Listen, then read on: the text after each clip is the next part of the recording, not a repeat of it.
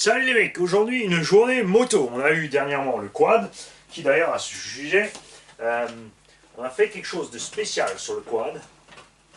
Parce que ça fait quand même trois fois qu'un abonné me dit pitié, faites quelque chose pour le pilote. Il est toujours en position de recherche de vitesse. Voilà, je t'ai remonté le pilote. Comme ça, tu peux voir ce que ça donne avec le pilote droit. Perso, je pense que ça sera mieux que le pilote en bas pour aller rouler. Mais ça, on verra au moment du test. Et on fera évidemment le test en douceur. Parce qu'un amoureux de cette machine nous a fait signe. Nous avons ici deux motos. Une moto Thunder Tiger Pouette Pouette. Et ouais, c'est du nitro. Là-dessus, il y a plein de choses en plus. Donc il y a plein de pièces options. Il y a un carénage qui a été fait maison en fibre en carbone. Il y a un kit de frein à disque supplémentaire sur l'arrière, parce que normalement ça freine. Non, mais c'est nitro, donc normalement il n'y avait que le frein avant, donc le frein arrière a été rajouté, il me semble. Ou du moins c'est un kit de frein option qui a été ajouté par rapport à l'origine. On a évidemment le carénage d'origine qui est avec, et des moulages du carénage d'origine, donc le patron, et ensuite de quoi faire encore un carénage complet. Tu vois, déjà propre, déjà à peindre.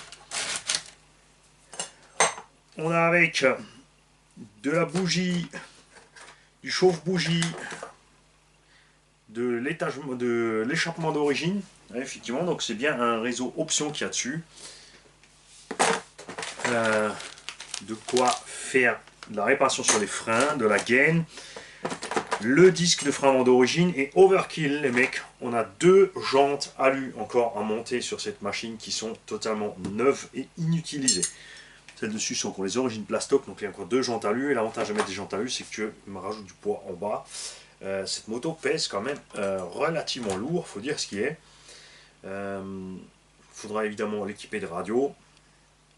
Nécessite une bonne révision, une remise en route, mais si quelqu'un est intéressé, faites-moi signe.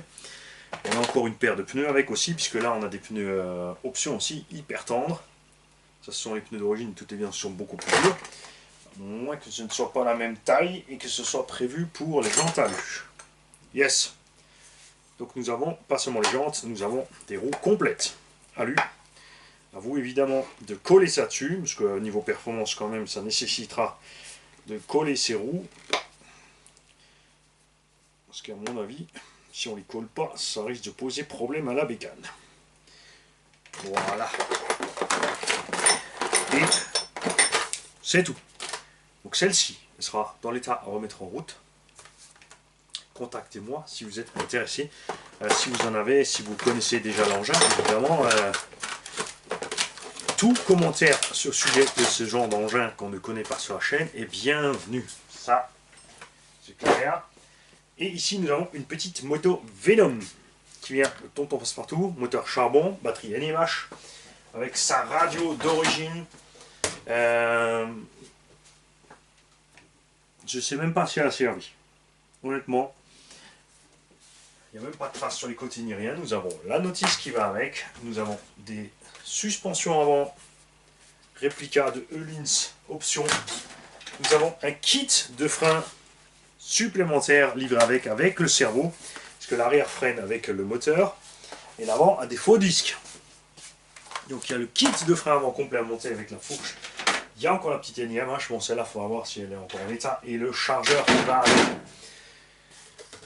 avec. Cette petite moto, je ne saurais pas vous dire si elle est déjà équipée d'un gyro. Les motos les plus récentes sont équipées de petits gyros.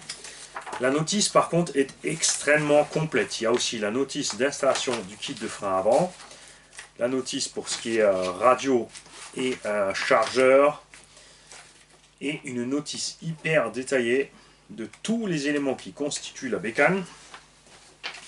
Donc c'est vraiment la notice, c'est du bon petit kit. Tu as vraiment tout avec toutes les étapes.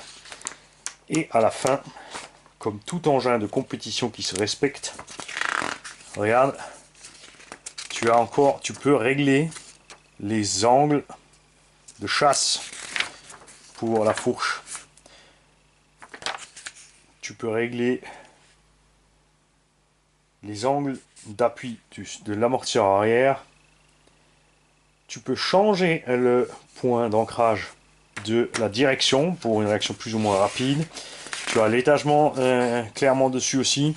Et tu as même, regarde, avec le petit Fireball 370 en lipo 6S, on atteint 44 km/h. C'était prévu déjà avec des moteurs brushless. Regarde, 4000, 6000, 8000 kV en 2S lipo, 105 km/h. 105 km avec ça, ça a intérêt à t'accrocher, mon kiki. La vache, ça doit pousser un petit peu quand même. Et ça ne doit pas être si facile que ça à gérer. Regarde, tu as des kits différentes de roues. Standard, heavyweight, medium weight, lightweight. Donc tu peux mettre une jante lourde à l'avant, une légère à l'arrière si tu veux pas que ça monte trop en deux roues. Tu as une tonne de réglages, évidemment éclatés. Et regarde derrière, tu as même tes petites fiches de réglage pour la course, comme c'est le cas sur tous les engins de compétition actuels. Elle est vraiment chouette, elle a une super gueule.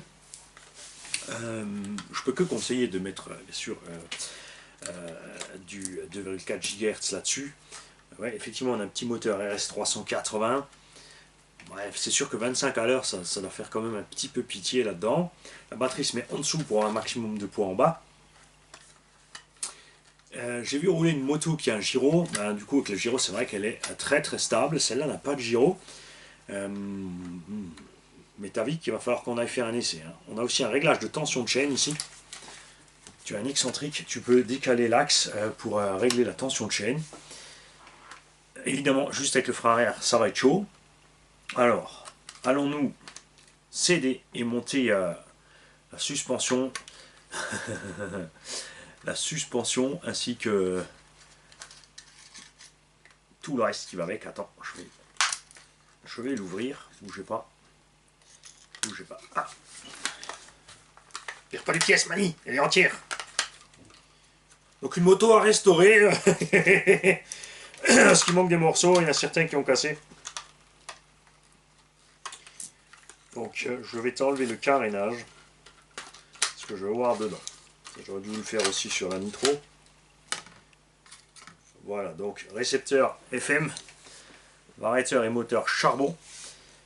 C'est marrant, la suspension quand même, c'est tout à fait le look des amortisseurs FTX, FS Racing, BSD, etc. Les suspettes sont déjà hydrauliques. Elle a vraiment une super suspette cette bécane. Ouais. Hein? Un petit combo brushless là. J'ai dit mini combo brushless à côté. Bon, j'ai pas du 8000 tours, hein, la vache. 106 km/h avec ça. T'as intérêt à t'accrocher. Attends, on va rejoindre la page. 4000 kV en 1360, ça fait un petit 46 à l'heure. Ouais, moi ça me semble bien, un petit 4000. Hein. Ça devient intéressant à partir du 6000. Bon, après, pourquoi pas mettre 3S? Non, c'est tentant. Mais il faudrait déjà une fois l'essayer stock comme ça. Vous savez ce que je vais faire? Je vais charger la NIMH et on se tentera un petit essai. Le cerveau de direction, il est là-haut. Et oh, là par contre ça va être plus chaud. Hein. Au niveau des réglages, tu as un sauve-cerveau assez spécial. En fait, on dirait une tirette de gaz frein de thermique.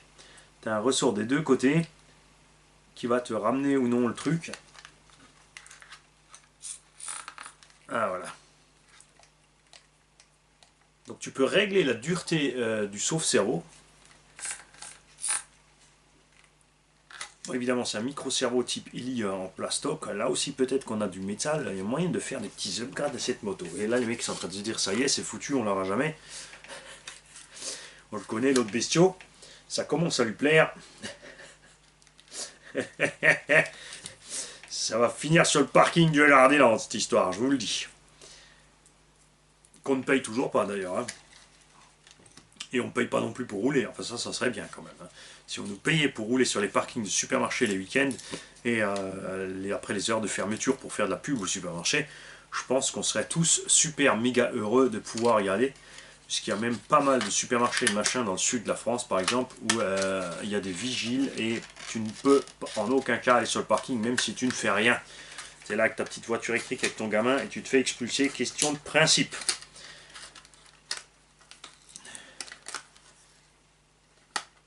Et comme ça aussi, personne n'est accusé s'il arrive quelque chose.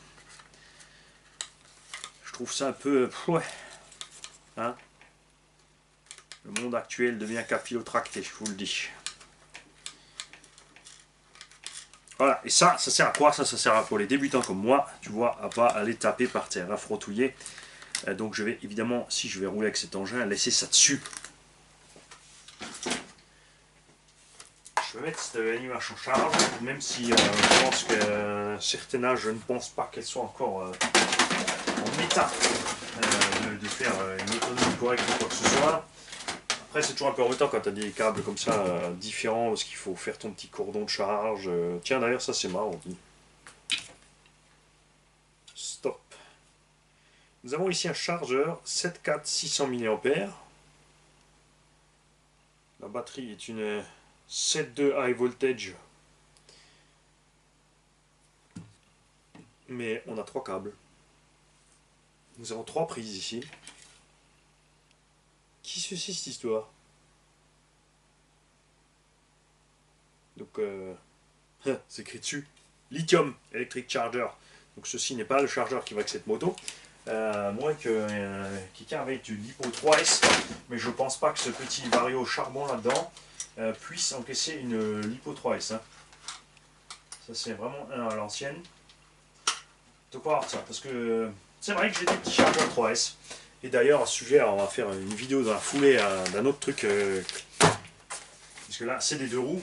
Donc on va rester sur 2 roues motrices. J'ai un petit truc pour les plus jeunes. Salut les mecs, à tout à l'heure. Ou à demain. Ou à demain matin, ce soir, à demain midi. Voilà, je ne sais pas.